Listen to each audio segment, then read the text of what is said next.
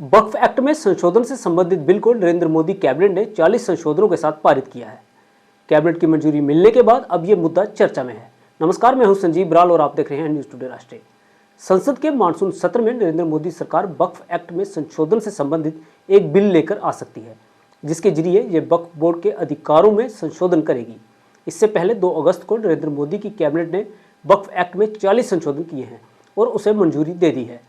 वक्फ act में जो बदलाव लाने का प्रस्ताव है, अगर वह लागू हो जाता है तो वक्फ बोर्ड का स्वरूप और उसके अधिकारों में काफ़ी प्रभाव पड़ेगा और इसकी शक्तियां काफ़ी सीमित हो जाएंगी। आइए पहले जानते हैं कि वक्फ बोर्ड कैसे करता है काम और कब हुआ था वक्फ बोर्ड का गठन। वक्फ अरबी भाषा का एक शब्द है जिसका अर्थ होता है ठहरना या कायम रहना। वहीं इस पर विशेष अर्थ होता है अल्लाह के नाम पर दान दी गई वस्तु, जिसका उद्देश्य परोपकार के लिए हो। वक्फ बोर्ड उन चीज़ों की निगरानी करता है जो अल्लाह के नाम पर दान की गई हो। वक्फ बोर्ड के पास असीमित अधिकार और संपत्तियां हैं, जिसकी वजह से वक्फ बोर्ड हमेशा चर्चा में रहता है। वक्फ बोर्ड दान में मिली हर चल अचल संपत्ति का सही इस्तेमाल करने के लिए इसकी व्यवस्था देखता है और इस्लाम के अनुसार इनका उपयोग भी करता है। वक्फ बोर्ड के गठन के लिए साल 1954 में तत्कालीन प्रधानमंत्री जवाहरलाल नेहरू के शासनकाल में वक्फ एक्ट पास हुआ था, जिसके बाद 1964 में केंद्रीय वक्फ परिषद का गठन हुआ, जो कि अल्पसंख्यक मामलों के मंत्रालय के प्रशासनिक नियंत्रण के अधीन एक संविधिक निकाय है। वक्फ बोर्ड के अध्यक्ष केंद्रीय मंत्री होते हैं, जिनके पास वक्फ का प्रभार होता है और ऐसे सदस्यों की संख्या 20 से अधिक नहीं हो सकती, जो कि भारत सरकार द्वारा नियुक्त किए जा सकते हैं। केंद्र सरकार द्वारा वक्फ बोर्ड अधिनियम में संशोधन की योजना बनाने की खबरों को लेकर राजनीतिक बयानबाजी भी तेज हो गई है। मीडिया में आई खबरों के अनुसार केंद्र सरकार वक्फ बोर्ड की संपत्तियों पर नियंत्रण के लिए विधेयक ला सकती है।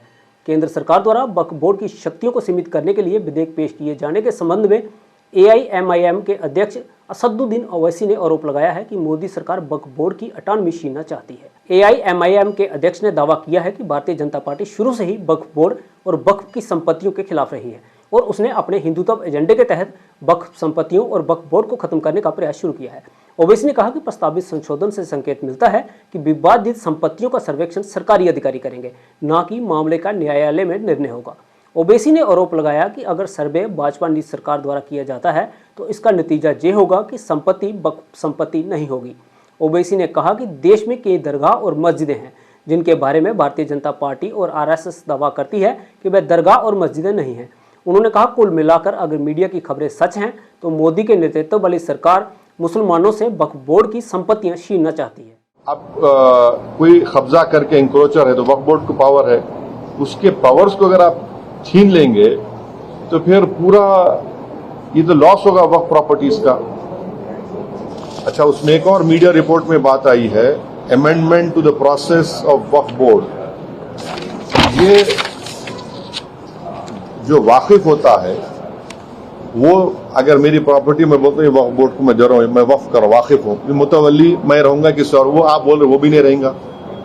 तो बेसिकली ऑल इन ऑल ये जो है ये पूरे इस तरह का, अगर ये मीडिया रिपोर्ट सही है तो मोदी सरकार ये चाह रही है कि पूरे वक्फ बोर्ड की प्रॉपर्टीज को छीन लिया जाए, इनको मुसलमानों से छीन लिया जाए और वो थ्रेटन कर रहे हैं वक्फ की प्रॉपर्टीज का जो कंट्रोल है वक्फ बोर्ड्स के ऊपर, ताकि उसमें तमाम लीगल एम्बिग्यूटीज पैदा हो जाना और इससे और वक्फ की प्रॉपर्टीज का नुकसान होगा।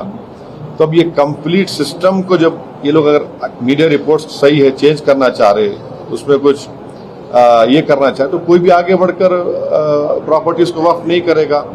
और आप देखेंगे कि कई मुसलमानों के मस्जिदें हैं, दरगाहें हैं, जहां पर हिंदुत्व की ऑर्गेनाइजेशन RSS बोलते कि नहीं है वो।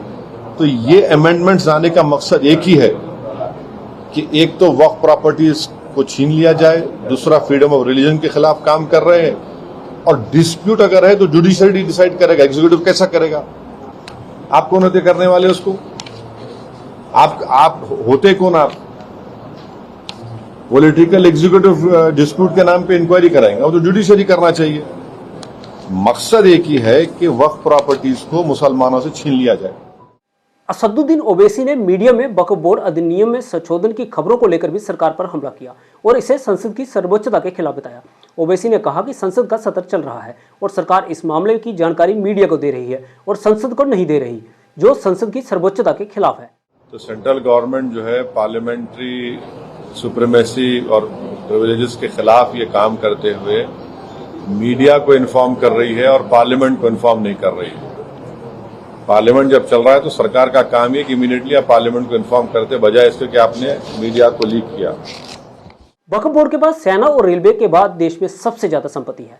वक्फ बोर्ड का गठन इसलिए किया गया था ताकि मुस्लिम समाज के लोगों का कल्याण हो सके और उनकी सामाजिक स्थिति में सुधार किया जा सके। लेकिन अब बड़ा सवाल यह है कि आखिर इतनी संपत्ति होने के बाद भी क्यों मुस्लिम समाज आज तक सामाजिक रूप से इतना पिछड़ा है। अब असदुद्दीन ओवैसी जैसे नेताओं को इस सवाल का जवाब जरूर देना चाहिए। खैर, वक्फ बोर्ड अधिनियम में संशोधन का कई मुस्लिम धर्मगुरुओं ने भी स्वागत किया है और वक्फ बोर्ड अधिनियम में संशोधन को मात्र एक प्रक्रिया का हिस्सा बताया है जो समय समय पर होता रहता है। वक्फ बोर्ड अधिनियम में संशोधन पर आप क्या सोचते हैं? कमेंट बॉक्स में अपनी प्रतिक्रिया भी जरूर दें। इसी के साथ हमें दीजिए अनुमति और आप बने रहिए न्यूज़ टुडे राष्ट्रीय के साथ। धन्यवाद।